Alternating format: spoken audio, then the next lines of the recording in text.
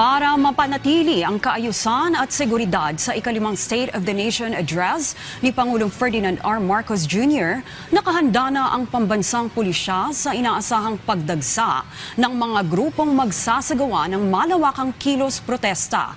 Si Carlo Candelaria sa sentro ng Balita Live. Trixie, mahigpit na nga ang seguridad dito sa paligid ng St. Peter Parish sa Commonwealth Avenue sa Quezon City na isa sa mga pangunahing lugar kung saan inaasahang magtitipon-tipon ang iba't ibang grupo ng mga realista bago ang State of the Nation address ni Pangulong Ferdinand R. Marcos Jr.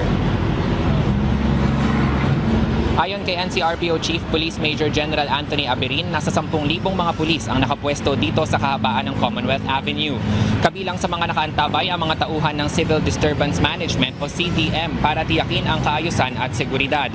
Bagamat nirerespeto ng pulisya ang karapatan sa pamamahayag, nanawagan si Aberin sa mga realista na panatilihing mapayapa ang kanilang pagtitipon at makipagtulungan sa mga otoridad.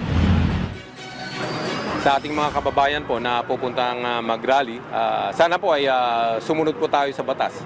Nang sa ganon ay hindi po tayo magkakaroon ng problema. At sundin po natin yung kondisyones na nakalagay po sa permit to rally po na in-issue po ng city government. Handang-handa po yung ating PNP, handang-handa po sa lahat para siguraduhin po yung kaligtasan at of course kaayusan para sa SONA 2026 po ng ating presidente.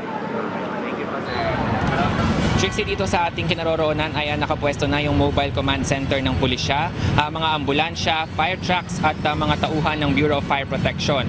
Nakaantabay rin ang mga tauhan ng QCPD, Quezon City DRRMO, QC Health Department at mga barangay personnel para tumulong sa pagpapanatili ng kaayusan at agarang pagtugon kung kinakailangan. May inilaan ding libreng inuming tubig para sa mga dumaraan at mga kalahok sa pagtitipon.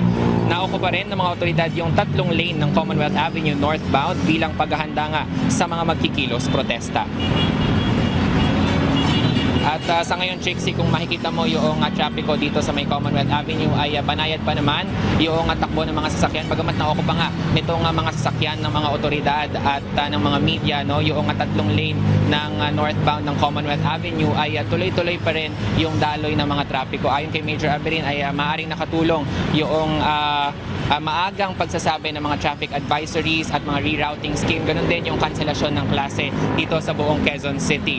Samantalas, dagdag pa ni Aberin ay inaabangan nila kung dadami ang mga magproprotesta dito kung saan iaabot sa 4,000 o mahigit 4,000 mga rallyista ang kanilang inaasahan. At yan muna ang pinaksariwang balita mula rito sa Commonwealth Avenue. Balik sa iyo, Trixie. Alright, maraming salamat, Carlo Candelaria.